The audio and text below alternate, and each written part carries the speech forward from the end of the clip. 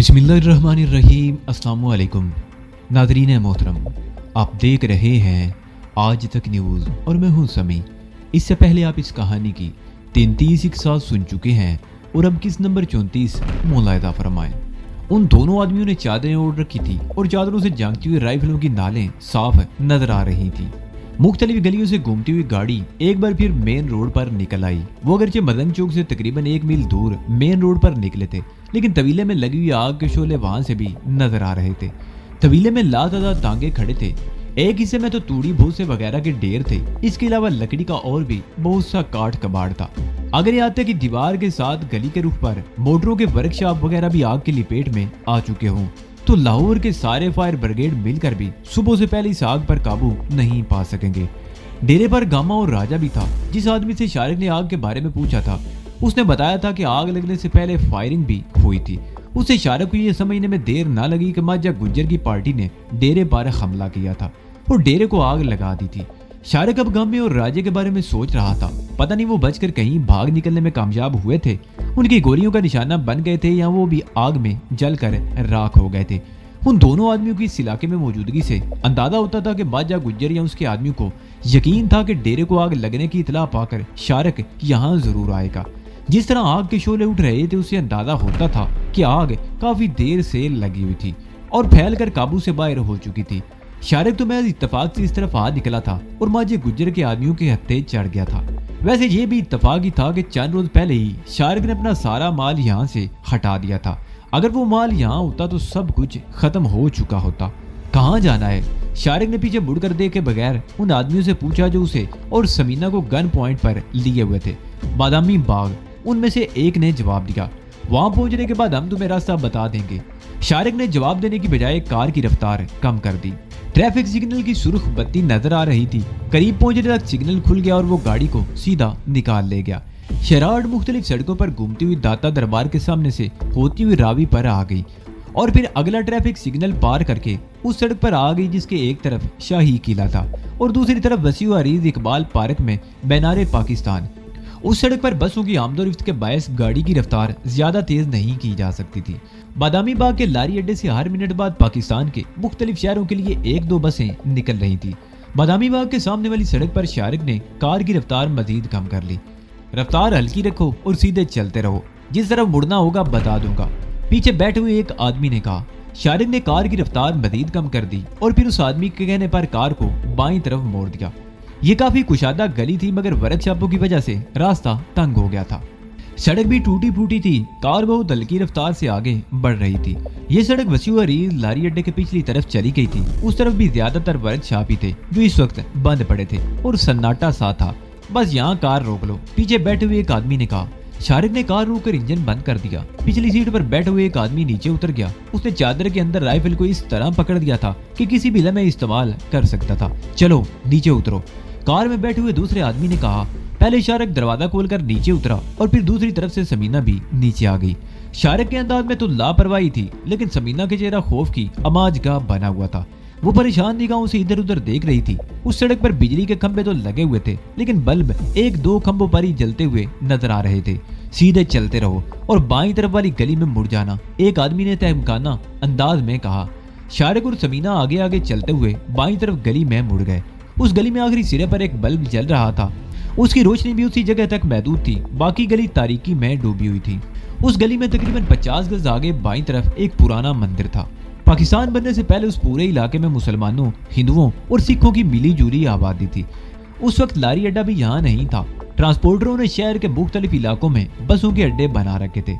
पाकिस्तान बना तो सिख और हिंदू हिजरत करके भारत चले गए। यहाँ भारत से हिजरत करके आने वाले मुसलमानों को मकान मिल गए थे। कई साल बाद जब शहर के मुख्तलिफ इलाकों से बसों के अड्डे खत्म किए गए, तो बादामी बाग में एक मरकजी लारी अड्डा बना दिया गया जो जरूरत के साथ साथ फैलता चला गया। गलियों में वर्कशॉप बनते चले गए। लारी अड्डे और वर्कशॉपों की वजह से इस इलाके में रहने वालों का जीना 2 भर हो गया। उस तंग सी गली में वाक़ वो मंदिर किसी जमाने में आबाद हुआ करता था। इर्द गिर्द की ज्यादा आबादी हिंदुओं पर मुश्तमिल होने की वजह से उस मंदिर में दिन रात आमदोरफ्त रहती थी। लेकिन फिर यह मंदिर बदतदरीज वैरान होता चला गया और अब भी यह मंदिर वैरान पड़ा था। लेकिन बाद नापसंदीदा अनासर ने उसे अपनी गैर कानूनी सरगर्मियों का मरकज बना रखा था। उस मंदिर में मुख्तलिफ औकात में मुख्तलिफ गिरोहों का कब्जा रहा और अब ये माजे गुजर की पार्टी से ताल्लुक रखने वाले याकूब नामी एक आदमी के कब्जे में था। याकूब लंबे कद का एक भारी भरकम आदमी था। उसके चेहरे और जिस्म पर जख्मों के कई निशानात थे जिन्हें वो बड़े फख्र से बहादुरी के तमगे कहा करता था। थाने में बाकायदा हाजिरी लगती थी। इस इलाके में कोई भी वारदात होती तो पुलिस सबसे पहले उसी की गर्दन नापती। याकूब के हाथों अब तक कम से कम 3 आदमी मारे जा चुके थे, लेकिन पुलिस उसके खिलाफ कत्ल का कोई एक केस भी साबित नहीं कर सकी थी। याकूब इस इलाके के दुकानदारों, वर्कशॉपों और बाद ट्रांसपोर्टरों से भत्ता वसूल करने के अलावा हीरोइन का धंधा भी करता था। वो माजे गुजर की पार्टी में इस वक्त शामिल हुआ था जब माजे ने दूध का कारोबार छोड़कर ये धंधा शुरू किया था। कारोबारी लिहाज से ये माजे गुजर के लिए सबसे अहम इलाका था। इससे पहले ये इलाका शेरे पहलवान के कंट्रोल में था, लेकिन शारिक ने शेरे पहलवान को ये शहर तो क्या ये मुल्क छोड़ने पर मजबूर कर दिया था। वो सरहद पार करके अमृतसर भाग गया था और यहाँ के लोग अब उसका नाम भी भूल गए थे। और फिर जब शारिक ने छांगे की मौत के बाद उसका कारोबार संभाला तो उसने भी अपने आदमियों के जरिए इस इलाके में कदम जमाने की कोशिश की, लेकिन याकूब ने किसी को भी यहाँ टिकने नहीं दिया था। यह मंदिर अब याकूब के कब्जे में था। तवील अरसे से देखभाल ना होने के बायस मंदिर की इमारतें खासी खस्ता हो चुकी थी। बाहर से देखकर तो यूं लगता था जैसे किसी भी लम्हे ढेर हो जाएगी। अंदर से भी इमारत की हालत कुछ ऐसी ही हो रही थी। मंदिर का दरवाजा बंद था। मरकजी गेट बहुत ऊंचा और भारी लकड़ी का था। उसके दाएं बाएं छोटे दरवाजे भी थे। मंदिर वाली गली में मुड़ते उन दोनों आदमियों ने चादरों में छुपी हुई राइफलें निकाल ली थी और वो शारिक और समीना को राइफलों की जद में लिए मंदिर के सामने पहुंच गए। मंदिर के दरवाजे तक पहुंचने के लिए तकरीबन 4 फुट ऊंचा चबूतरा था, जिस पर चढ़ने के लिए ईंटों की 2 सीढ़ियां थी। वो चबूतरे पर पहुंचकर रुक गए। एक आदमी ने उन दोनों को राइफल की जद पर ले रखा और दूसरे ने दाईं तरफ वाले दरवाजे पर मखसूस अंदाज में 3 मरतबा हल्की सी दस्तक दी। चंद सेकंड बाद ही दरवाजा खुल गया और वो लोग अंदर दाखिल हो गए। उनके अंदर दाखिल होते ही दरवाजा बंद हो गया। ये बहुत बड़ा मरकजी हाल था, जिसकी ऊंची छत पर लंबी तार से लटका हुआ 100 वाट का एक बल्ब जल रहा था, जिसकी रोशनी साल की तारीकी को दूर करने में बुरी तरह नाकाम थी। तकरीबन 14-15 फुट और चारों तरफ एक लंबी सी बालकोनी थी, जिसके सामने हिफाजती जंगला लगा हुआ था। इस बालकोनी में पिछली तरफ 4 इतराफ में दरवाजे भी नजर आ रहे थे, जिसका मतलब था कि ऊपर कमरे भी थे, लेकिन ऊपर जाने के लिए कोई जीना नजर नहीं आ रहा था। दरवाजा खोलने वाला खुद याकूब था। नीम तारीक माहौल में उसकी सूरत देखकर ही समीना कांप उठी।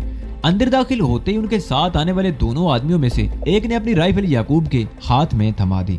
उन दोनों को हैंड्स अप करा दिया गया था। याकूब उनके सामने राइफल ताने खड़ा था। उसकी नजरें समीना के सरापे का जायजा ले रही थी। दूसरे आदमी ने पहले शारिक की पिछली तरफ आकर उसका लिबास थपथपा कर देखा। शारिक के पास असले नाम की कोई चीज न थी। वो आदमी समीना की तरफ बढ़ गया। मेरे पास कुछ नहीं और मुझे हाथ मत लगाना। समीना 2 कदम पीछे हटते हुए खौफजदा लहजे में बोली, तुम्हारे पास ही तो सब कुछ है सोने हो। वो शख्स मैनिखेज अंदाज में मुस्कुराया, जरा हाथ लगाकर देखने तो दो। नहीं, कुछ नहीं मेरे पास, दूर रहो मुझसे, समीना बोली। वो शख्स चंद में उसकी तरफ देखता रहा, फिर उसने अचानक ही एक भरपूर थप्पड़ समीना के मुंह पर रसीद कर दिया। समीना लड़खड़ाकर 2 कदम पीछे हट गई। उसके मुंह से हल्की सी चीख निकल गई थी। शारिक ने आगे बढ़ना चाहा, मगर दूसरे आदमी ने राइफल से उसे अपनी जगह पर खड़े रहने का इशारा किया। शारिक कुछ सोचते हुए रुक गया। इसके पास कोई असला वगैरह नहीं, इससे दूर रहो, शारिक बोला। आराम से अपनी जगह पर खड़े रहो बाऊ, वरना तुम्हारी ये पतलून उतार करना तुम्हारे हाथ में थमा दूंगा, पहले शख्स ने कहा और समीना की तरफ बढ़ गया। समीना के चेहरे पर खौफ नुमाया था। इस मर्तबा उसने अपनी जगह से हरकत नहीं की थी। वो शख्स आगे बढ़कर उसके जिस्म को टटोलने लगा। समीना परेशान होकर बदस्तूर पीछे हट रही थी। इन्हें अंदर कमरे में लेकर चलो, वो शख्स तलाशी से फारिग होकर बोला और याकूब से अपनी राइफल ले ली। वो लोग ऊंचे चबूतरे के पीछे आ गए। यहाँ एक दरवाजा खुला हुआ था। वो इन दोनों को लेकर अंदर आ गए। ये एक कुशादा कमरा था, जिसमें 2 चारपाइयां बिछी हुई थी। दरमियान में एक मेज थी, जिस पर खाने के जूठे बर्तन पड़े थे। उन बर्तनों के करीब एक गिलास और जग भी रखा हुआ था। कमरे के कोने में पानी का एक घड़ा रखा हुआ था। इस कमरे में ट्यूबलाइट्स जल रही थी। वो लोग उस कमरे में रुके नहीं। याकूब ने दाईं तरफ एक दरवाजा खोल दिया और वो लोग समीना और शारिक को धकेलते हुए अंदर आ गए। पहले याकूब अंदर आया। उसने अंदर दाखिल होते ही बत्ती जला दी। यह कमरा बिल्कुल खाली था। किसी किस्म का फर्नीचर और ना ही फर्श पर कोई दरी चटाई बिछी हुई थी। मेरी शक्ल क्या देख रहे हो? दरवाजा खोलो, इन्हें नीचे लेकर चलो, शारिक और समीना की तलाशी लेने वाले ने याकूब की तरफ देखते हुए कहा। जंदरे की कुंजी गुम हो गई है, जिसकी वजह से आज मेरा धंधा भी नहीं हो सका। इन्हें इसी कमरे में बंद कर दो, भाग के कहाँ जाएंगे? याकूब ने जवाब दिया और सामने वाले दरवाजे की तरफ देखने लगा, जिस पर बहुत पुरानी साख्त का ताला लगा हुआ था। इस किस्म के ताले 40-50 साल पहले हुआ करते थे। माजा कहाँ है? उस शख्स ने सवालिया निगाहों से याकूब की तरफ देखा। वो तुम लोगों का इंतजार करके चला गया है, याकूब ने जवाब दिया। वैसे उसे ये इतला मिल गई थी कि तुम लोगों ने छांगे के डेरे को आग लगा दिया। छांगे के डेरे को नहीं, शारक बाऊ के डेरे को, उस शख्स ने कहते हुए शारक की तरफ देखा। फिर अब इनका क्या करना है? करना क्या है? मौज उड़ाओ, माजा तो अब सुबह ही आएगा। उसने कहा था कि तुम लोग आ जाओ तो यहीं पर इंतजार करना, याकूब ने कहा और अजीब सी निगाहों से समीना की तरफ देखने लगा। वैसे ये चीज तो बड़ी शानदार है, लेकिन यकीन नहीं आता कि किसी को हाथों मारा गया था। इसका दाव चल गया होगा, पहले शख्स ने जवाब दिया। आज हम भी आजमा के देख लेते हैं, याकूब कहते हुए नबेतुले कदम उठाता हुआ समीना के सामने आ खड़ा हुआ। उसने समीना की ठोड़ी की तरफ हाथ बढ़ाया, मगर समीना ने उसका हाथ झटक दिया। मुझे हाथ मत लगाना, दूर खड़े रहो मुझसे। समीना पीछे हटते हुए बोली। सुन लो, याकूब ने क्या लगाया? ये मेम कह रही है कि दूर खड़े रहो और मुझको हाथ मत लगाना, ये भला कैसे हो सकता है? वो फिर आगे बढ़ गया। उसने समीना की ठोड़ी पर हाथ रखा ही था कि समीना ने दोनों हाथों से उसका हाथ पकड़ लिया और उसके साथ ही उसके हाथ पर दांत जमा दिए। इत्तफाक से याकूब के हाथ की एक उंगली समीना के दांतों में आ गई थी। याकूब के मुंह से हल्की सी चीख निकल गई। वो अपना हाथ छुड़ाने की कोशिश कर रहा था, मगर समीना ने न सिर्फ उसका हाथ सख्ती से पकड़ रखा था, बल्कि उसकी उंगली को भी पूरी कुव्वत से दांतों से चबा रही थी। याकूब का दूसरा हाथ चल गया, उसका गुंसा समीना के पेट पर लगा। समीना ने उसका हाथ छोड़ दिया। याकूब की उंगली से खून बह रहा था। समीना ने पूरा गोश्त चबा डाला था। अगर थोड़ा सा और मौका मिलता तो शायद वो हड्डी भी चबा डालती। समीना के होंठ भी खून आलूद थे। उसने एक तरफ थूक दिया और लंबे लंबे सांस लेने लगी। याकूब चंद में खूनख्वार नजरों से उसकी तरफ देखता रहा। फिर उसने अचानक ही समीना पर ठोकरों की बारिश कर दी। समीना के मुंह से चीखें निकल रही थी। उन्हें यहाँ लाने वाले दोनों एक तरफ खड़े दिलचस्प नजरों से ये सब कुछ देख रहे थे। शारिक भी एक तरफ खड़ा ये सब कुछ देख रहा था। फिर अचानक उसने याकूब पर छलांग लगा दी। उसके 2-3 गुंसे याकूब के जबड़ों पर लगे। याकूब लड़खड़ा गया। उसने पैंतरा बदला और बाएं हाथ का गुंसा पूरी कुव्वत से शारिक की खोपड़ी पर रसीद कर दिया। शारिक ने सर को 2-3 झटके दिए और फिर संभल कर याकूब पर हमला कर दिया। जिस्मानी लिहाज से देखा जाता तो शारिक और याकूब का कोई मुकाबला नहीं था। याकूब देवकामत आदमी था और शारिक उसके मुकाबले में हल्का था, लेकिन उसकी तरह स्ट्रीट फाइटर नहीं था।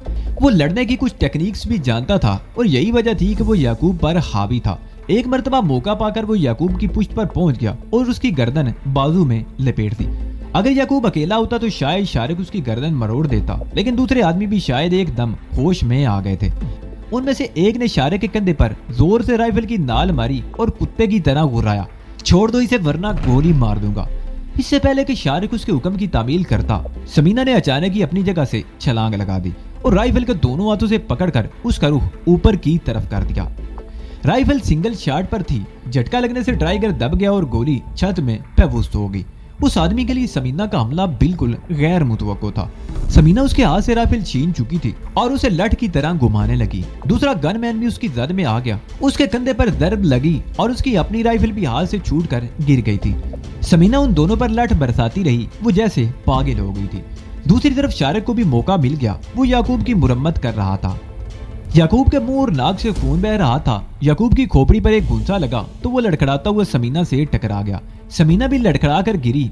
इससे पहले कि वो संभल सकती, उन दो आदमियों में से एक को मौका मिल गया। उसने लपक कर समीना के हाथ से राइफल छीन ली और समीना पर ठोकरों की बारिश कर दी। शारिक दूसरी राइफल की तरफ लपका, लेकिन दूसरे शख्स ने बड़ी फुर्ती का मुजाहरा करते हुए उठकर सीने पर ठोकर मार दी। शारिक कराकर पीछे गिरा। दूसरे शख्स ने राइफल उठा ली। बाजी एक बार फिर पलट गई। अब समीना और शारिक उनके रहमो करम पर थे। एक तरफ समीना पिट रही थी और दूसरी तरफ शारिक उसके आदमी के हत्थे चढ़ गया था। याकूब एक तरफ खड़ा हाथ की पूंछ से नाक और ऊंटों से बहने वाला खून पूंछते हुए खूनख्वार नजरों से उनकी तरफ देख रहा था। समीना लड़ाई बढ़ाई नहीं जानती थी, लेकिन सूरत कुछ ऐसी थी कि वो हाथ पैर चलाए बगैर नहीं रह सकती थी। वो हाथ पैर चला रही थी और खूब चला रही थी। पहले उसने याकूब की मुरम्मत की थी, फिर दूसरे आदमी की भी अच्छी खासी ठुकाई कर दी थी और अब खुद पीट रही थी। दूसरी तरफ शारिक भी पीट रहा था। एक मौके पर उसे अपने हरीफ को जेर करने का चांस मिल गया, लेकिन ठीक उसी लम्हे याकूब ने आगे बढ़कर उसकी पसलियों पर जोरदार ठोकर मार दी और शारिक बिल बिलाता हुआ दूर जा गिरा। फिर उसे संभलने का मौका नहीं मिल सका। उसके हरीफ ने उस पर ठोकरों की बारिश कर दी थी। समीना भी पिट रही थी। एक मर्तबा समीना का दाव चल गया। वो उस वक्त पुश्त के बल नीचे गिरी हुई थी। उसके हरीफ ने जैसे उस पर छलांग लगाई, समीना ने लेटे ही लेटे उसे जोरदार ठोकर मार दी। समीना के पैरों में जागृत थे। ठोकर अरीफ के मुंह पर लगी और वो बिल बिलाता हुआ एक तरफ ढेर हो गया। समीना बड़ी फुर्ती से उठकर खड़ी हो गई। वो अपने अरीफ पर हमलावर होना ही चाहती थी कि दूसरे आदमी ने घूमकर उसे जोरदार ठोकर मार दी। ठोकर जोरदार थी जो समीना के पेट पर लगी। उसके मुंह से एक खौफनाक चीख निकली और वो फर्श पर गिरकर तड़पने लगी। शारिक भी बेबस हो चुका था। उसके होंठों से भी खून बह रहा था और वो एक तरफ दीवार के साथ खड़ा हाँप रहा था। वो दोनों आदमी राइफलें उठा चुके थे। उनमें से एक आदमी ने अपनी राइफल शारिक पर तान रखी थी। याकूब चंद कदम दूर खड़ा खूनख्वार नजरों से बारी बारी उन दोनों की तरफ देख रहा था। उसके नाक और होंठों से अब भी खून रिस रहा था। देख लिया कोबी? दोनों में से एक आदमी ने याकूब की तरफ देखते हुए कहा, तुम कहते थे ना कि ये लड़की तो ऐसी खतरनाक नहीं लगती। अब तुम्हें यकीन आ गया ना कि इक्कू को इसी ने कत्ल किया था? मैं समझ गया जीले, याकूब ने जवाब दिया। इसको तो मैं ऐसा मजा चखाऊंगा कि सारी जिंदगी तेरी भूल जाएगी। इसका अब क्या किया जाए? इस वक्त माजे के पास ले चलें? जीले ने कहा। नहीं, याकूब ने नफी में सारी लाया। इन दोनों को बांधकर ऊपर वाले कमरे में डाल दो। माजे को इनके बारे में सुबह इतला दी जाएगी। रात को मैं इस लड़की का घूंट भरूंगा तो इसकी सारी तेजी निकल जाएगी। वो खामोश होकर अपनी जख्मी उंगली की तरफ देखने लगा। जीले का दूसरा साथी कहीं से रस्सियां ले आया और वो लोग इन दोनों को गन पॉइंट पर उस कमरे से निकालकर एक और कमरे में ले आए। उस कमरे में ऊपर जाने के लिए सीढ़ियां थी। वो सीढ़ियां चढ़ते हुए ऊपर बालकोनी में आ गए। बालकोनी तकरीबन 5 फुट चौड़ी थी और उसका हिफाजती जंगला भी ज्यादा ऊंचा नहीं था। जीले के साथी ने आगे बढ़कर एक कमरे का दरवाजा खोल दिया और अंदर दाखिल होकर बत्ती जला दी। ये कमरा ज्यादा बड़ा नहीं था। फर्श पर धूल जमी हुई थी और दीवारों का प्लस्तर जगह जगह से उधड़ा हुआ था। पिछली तरफ एक खिड़की थी जो तकरीबन 3 फुट चौड़ी और ऊपर की तरफ 6 फुट लंबाई में थी। पहले शारिक के हाथ पैर पुष्ट पर बांधकर गर्द आलूद फर्श पर डाल दिया गया। फिर समीना को भी बांध दिया गया। अभी बहुत रात बाकी है, याकूब ने समीना की तरफ देखते हुए कहा। तुम थोड़ी देर आराम कर लो, फिर मैं तुमसे निमट लूंगा। वो तीनों बाहर चले गए। दरवाजा बंद कर दिया गया। कमरे में 100 वाट का बल्ब रोशन था जिसे जलता छोड़ दिया गया। समीना और शारिक फर्श पर पड़े एक दूसरे की तरफ देख रहे थे। समीना की आंखों में खौफ झलक रहा था। मुझे अफसोस है समीना, शारिक ने मदम लहजे में कहा। मेरी वजह से तुम पर पे दर पे मुसीबतें पड़ रही हैं। अब तो ये सब कुछ होगा, समीना ने जवाब दिया। उसके साथ ही उसके मुंह से बेइख्तियार करासी निकल गई। ओखली में सर दिया है तो मौसले तो पड़ेगे ही। काश मैं इनमें से एक ही गर्दन मरोड़ सकता, शारिक ने गहरा सांस लेते हुए कहा। लेकिन सवाल ये पैदा होता है कि हम इनके शिकंजे से निकलेंगे कैसे? समीना ने कहा। मुझे सोचने दो, शायद कोई तरकीब जहन में आ जाए, शारिक बोला। एक तरकीब मेरे जहन में आई है, समीना ने कहा। हम शोर मचाना शुरू कर देते हैं। आवाज सुनकर कोई ना कोई तो हमारी मदद को आएगा। किसी मददगार से पहले ये लोग पहुंच जाएंगे और हमें गोली मारने में किसी हीलो उज्जत का मुजाहरा नहीं करेंगे, शारिक ने जवाब दिया। खिड़की खुली हुई थी और लारी अड्डे की तरफ से बसों की हारन वगैरह का शोर सुनाई दे रहा था। एक तरकीब मेरे जहन में आई है, शारिक ने कहा। वो क्या? समीना ने सवालिया निगाहों से उसकी तरफ देखा। लोड लगाती हुई मेरे करीब आ जाओ। मैं तुम्हारे हाथों की बंदिशें खोलने की कोशिश करता हूँ। अगर हम एक दूसरे के हाथ पैर खोलने में कामयाब हो गए तो इस खिड़की के रास्ते फरार हो सकते हैं, शारिक ने कहा। इस खिड़की से छलांग लगाकर हम कब्रिस्तान या अस्पताल में ही पहुंच सकते हैं, समीना बोली। ये रस्सियां खासी मजबूत हैं, शारिक ने कहा। इसके जरिए हम लटक कर उतर सकते हैं। बात समीना की समझ में आ गई थी। वो चलने में कुछ सोचती रही, फिर लोड लगाती हुई शारिक के करीब आ गई। शारिक भी फर्श पर लोड लगाकर उसके करीब आ गया और वो दोनों एक दूसरे से पुष्ट मिलाकर बैठ गए। शारिक उंगलियों से टटोल कर समीना के हाथों पर बंधी हुई रस्सी की गिरा खोलने की कोशिश करने लगा, लेकिन गिरा उंगलियों की गिरफ्त में नहीं आ रही थी। शारिक कुछ देर तक कोशिश करता रहा, फिर बोला, गिरा उंगलियों की गिरफ्त में नहीं आ रही। तुम ऊंधी हो जाओ, मैं दांतों से गिरा खोलने की कोशिश करता हूँ। समीना बैठे बैठे ऊंध गई। शारिक ने भी रुख बदल लिया और झुककर दांतों से रस्सी की गिरा खोलने की कोशिश करने लगा। उसे मायूसी नहीं हुई। तकरीबन 5 मिनट की कोशिश के बाद वो गिरा ढीली करने में कामयाब हो गया। 4 मिनट की मजीद कोशिश के बाद उसने गिरा खोल दी। समीना हाथों को हरकत देने लगी।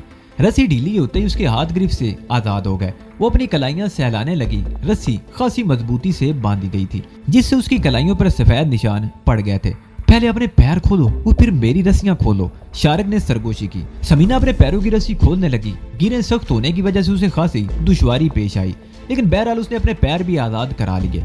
वो बैठे बैठे शारिक की तरफ मुड़ गई। उसके होंठों पर खफीफ सी मुस्कुराहट थी। पहले दरवाजे के अंदर से कुंडी लगा दो, अगर कोई आ भी गया तो हमें कुछ मोहलत मिल जाएगी, शारिक ने एक बार फिर सरगोशी की। समीना दबे कदमों चलती हुई दरवाजे के करीब पहुंच गई। उसने बड़ी एहतियात से कुंडा चढ़ा दिया। दरवाजा खासा मजबूत था, अगर कोई आ भी गया तो दरवाजा अंदर से बंद पाकर उसे तोड़ने में खासा वक्त लगेगा। वो शारिक के पीछे आकर बैठ गई और उसके हाथों पर बंधी हुई रस्सी की गिरें खोलने की कोशिश करने लगी। उसके लिए उसे अपने दांत भी इस्तेमाल करने पड़े थे, लेकिन बिलाकर वो गिरें खोलने में कामयाब हो ही गई। हाथ खुलते ही शारिक अपनी कलाइयां सहलाने लगा। फिर उसने अपने पैरों की रस्सी खोली और उठकर खड़ा हो गया। उसने इधर उधर देखा और दबे कदमों आगे बढ़कर खिड़की खोल दी। खिड़की खुलते ही शोर की आवाज नुमाया हो गई। सामने 2 गलियों के बाद लारी अड्डा था। रोशनियां जगमगा रही थी। लातादार बसों की आमदोरफ्त जारी थी। बसों के हारन और इंजनों की आवाजें अब वादे तौर पर सुनाई दे रही थी। लारी अड्डे के इलाके में दिन का सा समा था। शारिक ने खिड़की से बाहर झुककर नीचे देखा। ये खिड़की जमीन की सतह से तकरीबन 30 फुट ऊंची थी।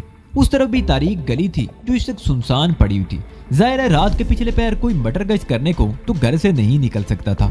शारिक मुड़कर सबीना की तरफ देखने लगा। फिर उसने फर्श पर पड़ी हुई रस्सियां उठा ली। ये दोनों रस्सियां थी। एक से सबीना के हाथ पैर बांधे गए और दूसरी से खुद उसके। उसने दोनों रस्सियों को बांधकर पहले गिरा की मजबूती आजमाई और फिर अंदाजे से रस्सी को नापने लगा। उसके ख्याल में ये रस्सी 25 गज के लगभग थी। वो उसे हाथ में पकड़े खिड़की के करीब आकर चौखट को देखने लगा। चौखट के नीचे की तरफ एक ईंट उखड़ी हुई थी। उसने ईंट को दोनों हाथों से पकड़कर चंद झटके दिए।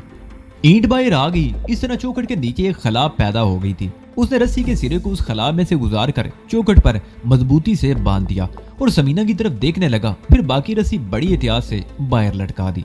समीना खिड़की पर झुककर बाहर झांकने लगी। दूसरी लम्हे वो एक जुरजुरी सी लेकर पीछे हट गई। रस्सी के जरिए इतनी बुलंदी से उतरने के ख्याल ही से उसके पूरे जिस्म में सनसनी की एक लहर सी दौड़ गई। पहले तुम नीचे उतरोगी, शारिक ने सरगोशी की। मैं? समीना अकला गई। अगर रस्सी टूट गई या मैं गिर गई तो फिर 2 ही जगह बाकी हैं जहां तुम जा सकती हो। शारिक ने मुस्कुराते हुए जवाब दिया, कब्रिस्तान या हॉस्पिटल। लेकिन मेरा ख्याल है अगर तुम एहतियात से काम लो तो सही सलामत नीचे पहुंच सकती हो। चलो खिड़की पर चढ़ो, मैं तुम्हें सहारा देता हूँ। रस्सी को मजबूती से पकड़कर पैर दीवार के साथ जमाते हुए आहिस्ता आहिस्ता नीचे उतरती रहना। शारिक ने समीना का बाजू पकड़ दिया। समीना खिड़की के फ्रेम पर चढ़ना ही चाहती थी कि बाहर बालकनी में कदमों की आवाज सुनकर वो दोनों चौंक गए। मेरा ख्याल है वो याकूब है, शारिक ने सरगोशी की। वो दरवाजे को अंदर से बंद पाकर समझ जाएगा कि हमने अपनी रस्सियां खोल दी हैं और इतनी जल्दी हम नीचे भी नहीं उतर सकते। वो फौरन ही हमारी तलाश शुरू कर देंगे। सबसे पहले उनका ध्यान इसी खिड़की की तरफ जाएगा। हो सकता है वो दरवाजा भी तोड़ने की कोशिश करें। इस तरह हमारा मंसूबा नाकाम हो जाएगा। फिर समीना ने परेशान निगाहों से उसकी तरफ देखा। उसका चेहरा परेशानी में डूबा हुआ था। मैं कुंडा खोल देता हूँ, शारिक ने सरगोशी की। हम दरवाजे की दाईं तरफ खड़े हो जाएंगे। वो जैसे ही अंदर दाखिल होगा हम उस पर टूट पड़ेंगे। वो दोनों दबे कदमों तेजी से खिड़की के सामने से हट गए। शारिक ने बड़ी एहतियात से दरवाजे का कुंडा हटा दिया। ठीक उसी लम्हे कदमों की आवाज दरवाजे के सामने रुक गई। कदमों की आवाज से यह अंदाजा लगाना दुश्वार नहीं था कि वो एक ही आदमी था। शारिक और समीना दरवाजे के दाईं बाईं दीवार से चिपके खड़े थे। उन दोनों के दिल बड़ी तेजी से धड़क रहे थे। समीना तो कुछ ज्यादा ही खौफजदा थी। वो अच्छी तरह जानती थी कि अगर उनका मंसूबा नाकाम हो गया तो वो लोग उन्हें जिंदा नहीं छोड़ेंगे। चंद सेकंड बाद बाहर से कुंडा हटाए जाने की आवाज सुनाई दी और फिर दरवाजा खुल गया। याकूब कमरे में दाखिल हुआ। उसके कदम लड़खड़ा रहे थे। शारिक और समीना को यह अंदाजा लगाने में दुश्वारी पेश नहीं आई कि उसने शराब पी रखी थी। 2-3 कदम आगे बढ़कर वो रुक गया और हैरत से इधर उधर देखने लगा। ठीक उसी लम्हे शारिक ने उस पर छलांग लगा दी और उसे लिए हुए फर्श पर ढेर हो गया। समीना भी याकूब की तरफ लपकी। सूरत-ए-हाल का अंदाजा करके याकूब का नशा खत्म हो चुका था। वो शराब पीकर समीना के हुस्नो शबाब से खेलने के लिए आया था, लेकिन यहाँ की सूरत-ए-हाल ने उसे बदहवास कर दिया। समीना और शारिक ने उसे समझने का मौका ही नहीं दिया था। शारिक ने उसकी गर्दन बड़ी मजबूती से बाजू की लपेट में ले रखी थी और उसे जोर जोर से झटके दे रहा था। याकूब के हल्क से फंसी फंसी सी आवाजें निकल रही थी। वो अपने आप को छुड़ाने की जिद्दोजहद कर रहा था। समीना उसकी टांगों से लिपट गई ताकि वो ज्यादा मुजाहमत न कर सके। याकूब की मुजाहमत 2 मिनट से ज्यादा जारी नहीं रह सकी। उसके हाथ पैर ढीले पड़ गए। शारिक ने उसकी गर्दन को एक 2 और झटके दिए और फिर उसे छोड़कर खड़ा हो गया। याकूब जैसे देवकम शख्स की गर्दन मरोड़ने में उसे खासी मेहनत करनी पड़ी थी। उसका सांस फूल गया था और वो एक तरफ खड़ा हाँप रहा था। समीना भी अपने तनफ्फुस पर काबू पाने की कोशिश कर रही थी। 2-3 मिनट और गुजर गए। शारिक ने याकूब को हिला जुला कर देखा। अगर वो मरा नहीं था तो कम अज कम 1 घंटे से पहले होश में नहीं आ सकता था। चलो जल्दी करो, ज्यादा देर यहाँ रुकना खतरनाक साबित हो सकता है, शारिक ने कहा। वो दोनों खिड़की के करीब आ गए। बाहर झांकते हुए समीना को एक बार फिर जुरजुरी सी आ गई। शारिक ने उसे सहारा देकर खिड़की की चौखट पर चढ़ा दिया और उसे बड़ी आहिस्तगी से दूसरी तरफ लटकाने लगा। समीना ने दोनों हाथों से रस्सी को बड़ी मजबूती से पकड़ लिया। उसके जिस्म के मुसाम बड़ी तेजी से पसीना उगल रहे थे। हाथों की हथेलियां भी पसीने से तर हो रही थी और रस्सी पर गिरफ्त कायम रखना मुश्किल था। नीचे मत देखो, शारिक ने सरगोशी की। दीवार पर पैर जमाते हुए आहिस्ता आहिस्ता नीचे उतरने की कोशिश करो। समीना ने सर उठाकर उसकी तरफ देखा और फिर आहिस्ता आहिस्ता नीचे उतरने लगी। उसने पैर दीवार के साथ टिका रखे थे और रस्से को एक एक इंच करके छोड़ती जा रही थी। उसने चंद मिनट का फासला तय करने के बाद नीचे झांक कर देखा तो उसका दिल उछलकर हल्क में आ गया।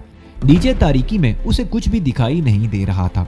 उसने आंखें बंद कर ली और वहीं रुक गई। हथेलियों पर पसीने की वजह से रस्सी हाथों से फिसलती जा रही थी। चंद लम्हों बाद वो फिर नीचे फिसलने लगी। एक मर्तबा तो हाथों से पसीने की वजह से वो कई फुट तक नीचे फिसलती चली गई थी। रस्सी में एक जगह गिरा होने की वजह से उसकी गिरफ्त जम गई थी। समीना को एक झटका सा लगा। उसने रस्सी को मजबूती से पकड़ लिया। दीवार टूटी हुई होने की वजह से उसे पैर फंसाने का मौका भी मिल गया था। वो फिजा में मुअल्लक लंबे लंबे सांस लेने लगी। उसका चेहरा पसीने में तर था और पसीने की धारें गर्दन पर भी बह रही थी। समीना चलने में रस्से को पकड़े लटकी रही और एक बार फिर आहिस्ता आहिस्ता नीचे उतरने लगी और फिर दफादन रस्सा उसके हाथों से निकल गया। समीना के मुंह से हल्की सी चीख निकल गई। उसे यूं लगा जैसे वो जमीन की तारीक गहराइयों में गिरती जा रही हो और फिर वो दब से नीचे गिरी। जमीन पर गिरते हुए भी उसके मुंह से हल्की सी चीख निकल गई थी।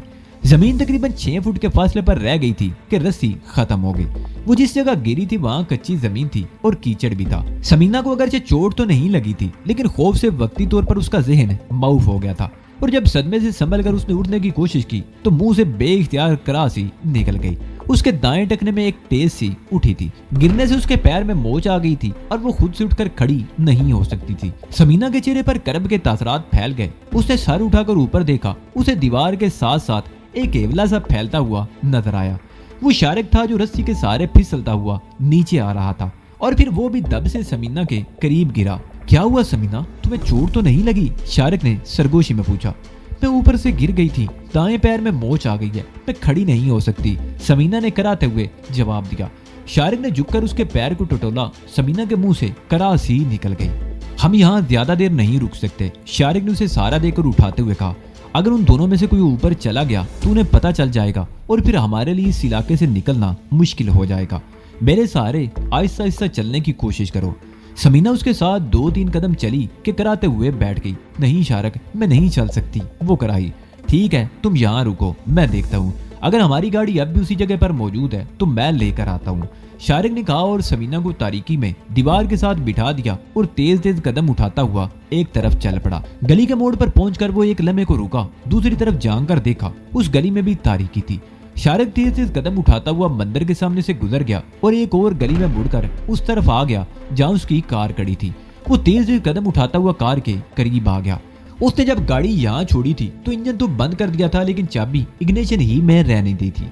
जीले और उसके साथी ने भी इस बात पर तवज्जो नहीं दी थी। वो उन दोनों को तो गन पॉइंट पर लेकर मंदिर की तरफ चले गए थे, मगर गाड़ी को उन्होंने मुकम्मल तौर पर नजरअंदाज कर दिया था और अब उनकी अदम तोजी शारिक के लिए सूदमंद साबित हुई थी। वो बड़ी आहिस्तगी से दरवाजा खोलकर ड्राइविंग सीट पर बैठ गया और चाबी घुमाकर इंजन स्टार्ट कर दिया। शारिक गाड़ी को हल्की रफ्तार से चलाता हुआ पिछली गली में आ गया और फिर उसने गाड़ी उस गली में मोड़ दी जहाँ उसने समीना को छोड़ा था। समीना दीवार से टेक लगाए बैठी हुई थी। शारिक कार का दरवाजा खोलकर नीचे उतर आया। उसने समीना को सहारा देकर उठाया और उसे आहिस्ता आहिस्ता चलाता हुआ कार तक ले आया। ओए जीले उठ, ओए वेख, वो दोनों भाग रहे हैं। शारिक की आवाज सुनकर बुरी तरह चौंक गया। उसने मुड़कर देखा, मंदिर के निचले कमरे की अकबी खिड़की में जीले का दूसरा साथी नजर आ रहा था। उसने शायद गाड़ी की आवाज सुन ली थी और जब उसने खिड़की से झांका तो गाड़ी के हेडलैम्प्स की रोशनी में उन दोनों को देखकर बुरी तरह चीखा था। शारिक ने पैसेंजर सीट का दरवाजा खोलकर समीना को अंदर धकेल दिया। इस तरह समीना के पैर को झटका लगा तो उसके मुंह से हल्की सी चीख निकल गई। शारिक बड़ी फुर्ती से कार के सामने से घूमकर स्टीयरिंग साइड पर आ गया और सीट पर बैठते इंजन को गियर में डाल दिया। ये भी गनीमत था कि मंदिर की उस अकबी खिड़की में आहनी सलाखें लगी हुई थी। वो कमरा चूंकि ग्राउंड फ्लोर पर था इसलिए सलाखें लगी हुई थी। अगर सलाखें ना होती तो जीला या उसका साथी खिड़की से कूदकर बाहर आ चुके होते। गाड़ी चंद गज आगे निकली थी कि फिजा फायरिंग की आवाज से गूंज उठी। गोली पिछली विंड स्क्रीन को तोड़ती हुई समीना के पीछे वाली खिड़की से निकल गई थी। समीना के मुंह से चीख निकल गई।